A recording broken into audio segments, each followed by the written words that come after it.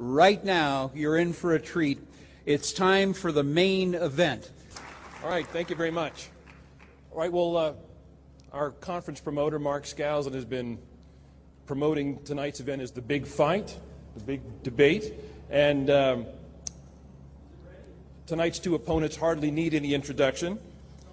In this corner, weighing in at a trim 144 pounds, Mr. Dinesh D'Souza.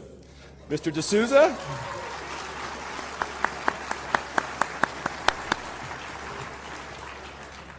is the Robert and Karen Rishwain Fellow at the Hoover Institution at Stanford University and the author of many best-selling books, including What's So Great About Christianity. And in this corner, weighing in at a brawny 172 pounds, is Mr. Christopher Hitchens.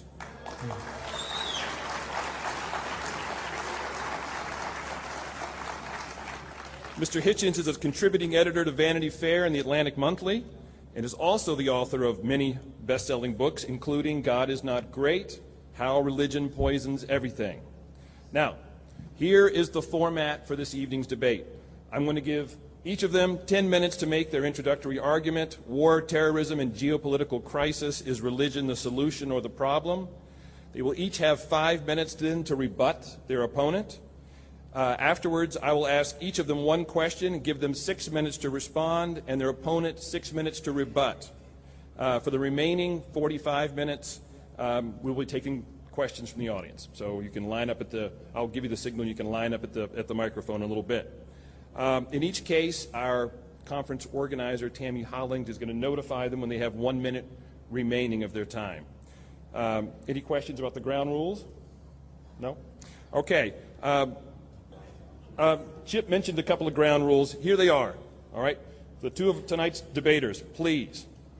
No headbutts, no ear pulling, no slapping, no biting, no gagging, no eye gouging, no spine locks, no neck cranks, no faking an injury, no escaping the ring, no hair pulling, no fish hooking, no distracting the referee, no groin strikes, no toe locks, no grabbing the throat, no attacks to the windpipe, no punches to the head, no hitting below the belt, and no unsportsmanlike conduct. So, in that case, why don't we begin with Mr. Hitchens.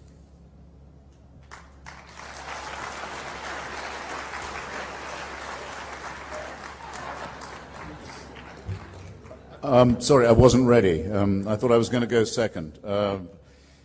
Listen, Dinesh and I have been around this block before, as probably some of you already know, and sometimes we discuss and debate whether or not there is a historical truth to religion. In other words, did any of this stuff ever happen?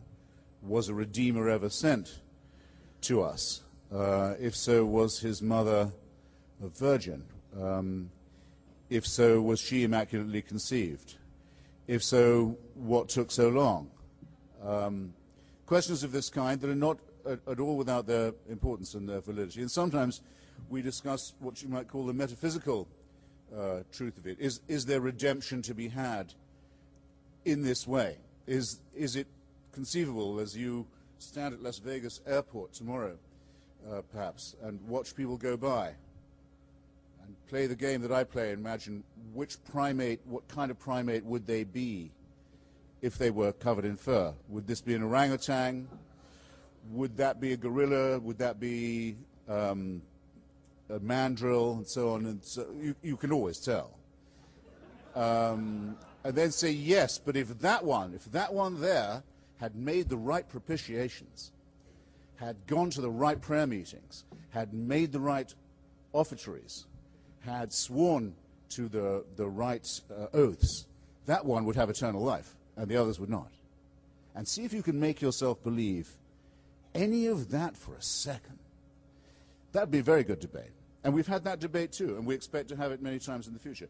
Today, we're only discussing, and we've only got time to discuss one thing, which is our third and fallback debate. Does this stuff, even if it's all bullshit, even if it's all made up, even if it's all entirely man-invented, does it at least make people behave better? It may not be true. It may indeed be completely false. It may be fabricated, but does it have a moral effect? Does it make people treat each other more kindly? Okay? That goes nowhere near the metaphysical and the moral truth of the matter. In other words, as Lady Bracknell is supposed to have said, I don't care what people do as long as they don't in the street and frighten the horses. And if a good preaching will stop them doing that, then so much the better for preachments. So we look around today's world, and I've got now not very many minutes left, and I'll tell you why I don't think there's any evidence at all, to make us believe that true or false religion is better in times of crisis, war, terrorism, famine, and so forth. And I'll start self-critically, if I may. There was a time when, as a secularist, atheist, socialist, I was not a close friend, but a bit of a friend of Robert Mugabe. He was then the leader of a guerrilla movement in what was then southern Rhodesia, a British-ruled white settler colony in South Central Africa, had been part of the Central African Federation. He was trying to lead a movement to overthrow white settler colonial rule. I was somewhat on his side. I used to go and interview him. I would introduce him to other journalists. I would write articles that I somewhat blush to remember now in his favor. And I know why I was doing it. I know what I was doing. But you can perhaps picture, having read the papers recently, the embarrassment I would now be feeling at having recommended this guy. And I was looking at the records and the reports from Zimbabwe, as it's now called. Have been doing this all year. I feel I'm obliged to do it. I've been back a few times too, and seeing how absolutely hellish he's made the life of his people. And I was looking at the record of the Bishop of Bulawayo, the second city of Zimbabwe after Harare, the Catholic bishop, Pius Nkube, who had made a very brave stand against Robert Mugabe, who is, as you know, himself a very believing Catholic, and who has twice been allowed into Europe, in spite of the European Union's ban on his presence on European soil, because the Vatican keeps on inviting and allowing Robert Mugabe to come to Western Europe, in spite of the obviously insanitary consequences of his being allowed out of his cage. And Pius Nkube, the Roman Catholic Bishop of Bulawayo, having made a very brave moral and physical resistance to this ghastly dictatorship, was recently framed up in an affair with his housekeeper. By saying he was framed up, I don't mean to say he wasn't having an affair with his housekeeper. Some of you may be relieved to know that his housekeeper was female. It's nice to have a heterosexual scandal in the Roman Catholic Church every now and then. And I dare say he didn't have to be tempted all that much. I mean to say the frame-up was the videoing of it by Robert Mugabe's secret police, the transmission of this on primetime on Zimbabwe TV, the ghastliness of the way in which this setup was conducted. And Pius Nkube goes. The Vatican says, that's it. You're no longer the Roman Catholic Archbishop of Bulawayo. You have to go. You've gone too far. Robert Mugabe, the communicant, the daily Catholic communicant, who thanks God for his electoral victory, which you may have seen recently, celebrated so warmly by his people, has not been forbidden the sacraments, hasn't been excommunicated, Now, Pius Nkube, the Bishop of Bulawayo, had an affair with his housekeeper.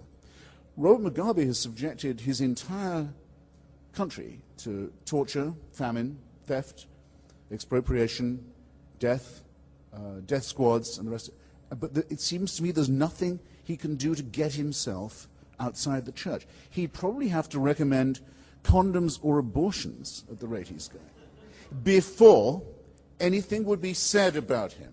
Any condemnation would be thundered from the pulpit. Now, I ask you, what does this make one conclude about whether or not religion, in its organized or informal shape, has the propensity to make people behave better or otherwise? And you will notice, I hope, that I've picked as my counterexample a Catholic bishop, and I've picked as my first example someone who, when I first knew him, I believed to be a secularist. So I hope you won't think I've